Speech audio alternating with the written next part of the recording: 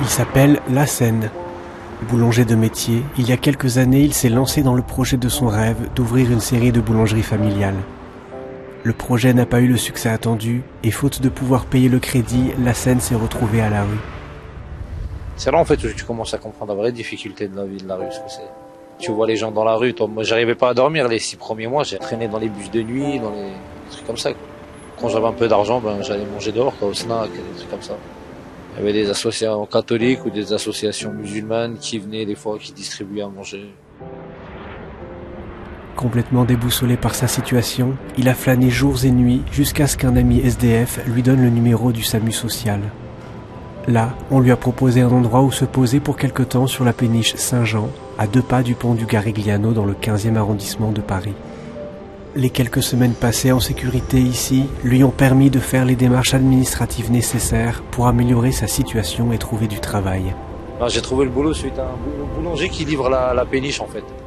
Et grâce à eux, j'ai pu garder mon travail.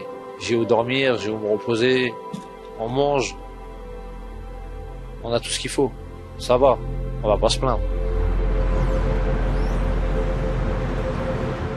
Ce fleuron Saint-Jean est amarré ici depuis plus de 20 ans. Il est géré par l'association hospitalière de l'Ordre de Malte France. Il est réservé aux hommes majeurs en situation de précarité. Il propose à ses passagers un hébergement d'urgence pour quelques jours ou semaines. Les équipes présentes sur place aident les passagers à s'en sortir en leur trouvant un emploi et en les aidant à régulariser leurs papiers. Ils viennent directement de la rue. Donc la première chose qu'on leur offre, c'est un toit. Ensuite, c'est vraiment les besoins primaires, les besoins fondamentaux, se nourrir, un vestiaire pour le don de vêtements, prendre une douche, manger. Donc là, on offre petit déjeuner, dîner, puisqu'on est ouvert 24 heures sur 24.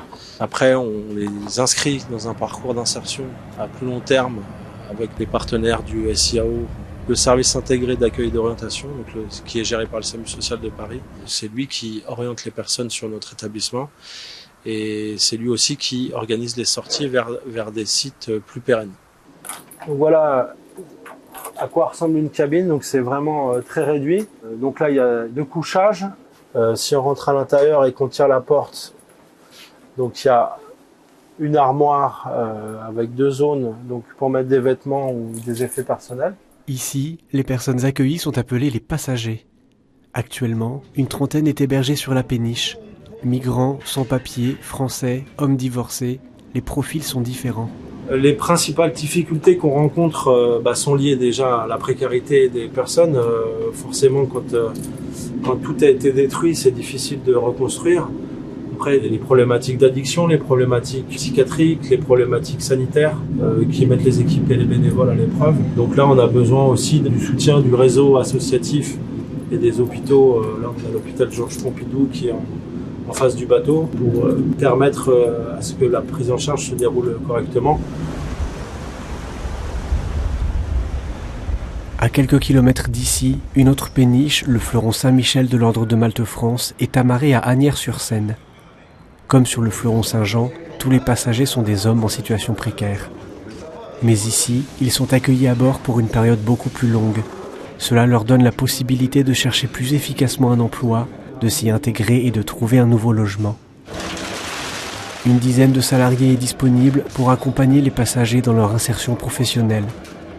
L'objectif de l'Ordre de Malte France est de les aider à reconstruire leur vie en sortant le plus tôt possible de leur situation. On ne prend pas tout le monde ici. On essaye de choisir ceux qui ont vraiment envie de s'en sortir. On essaye de voir un peu le comportement et ceux qui peuvent suivre des règles et des consignes en fait.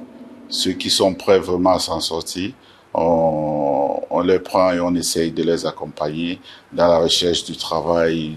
On essaye de leur donner l'envie de se battre et d'avoir une nouvelle chance. En fait. Parmi les passagers, Mamadou, un Ivoirien venu en France il y a 33 ans. Il se retrouvait dans la rue après son divorce et habite sur cette péniche depuis presque 1 an. Grâce à l'aide de l'association, il est en train de passer le code pour devenir chauffeur de poids lourd. Je suis trouvé paradis. Les gens sont accueillants. Franchement, j'ai apprécié. J'ai apprécié beaucoup.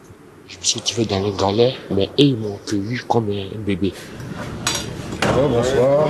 Alors, c'est le don privé. Les passagers sur les deux péniches sont pris en charge par les salariés, les travailleurs sociaux et surtout par les bénévoles.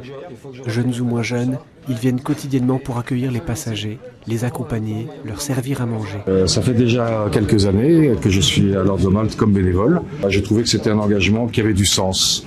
Aider les gens qui sont là, sans jamais les juger, parce qu'on n'est pas là pour les juger, mais simplement pour soulager un petit peu leur détresse et leur misère, parce que dans la plupart des cas, s'ils sont ici, ils l'ont pas choisi, ils l'ont pas voulu. Voilà, je crois qu'on reçoit beaucoup. On croit qu'on donne, mais en fait on reçoit beaucoup. Un peu plus quand même d'épinards, non ? La plupart des bénévoles sont chrétiens. Pour eux, aider ces personnes en difficulté, c'est accomplir concrètement l'œuvre du Christ. C'est vraiment la charité en action, comme dit le Christ, quand vous avez nourri quelqu'un en mon nom, c'est comme si vous vouliez le faire moi-même. Les bénévoles qui viennent souvent le font parce qu'ils sont catholiques, mais pas forcément, justement. L'important, c'est qu'il y ait l'esprit de Malte, c'est-à-dire c'est vraiment l'aide des plus démunis, des sans-abri, des gens précaires. On n'est pas là, comme on dit, pour simplement distribuer un dîner et puis c'est tout, comme il ferait dans n'importe quelle cantine. On essaie de rencontrer les personnes dans la mesure où elles veulent s'ouvrir et parler, et essayer de créer un contact, un lien, quelque chose de fraternel, de confraternel. Après le repas, ils proposent des échanges conviviaux et des jeux.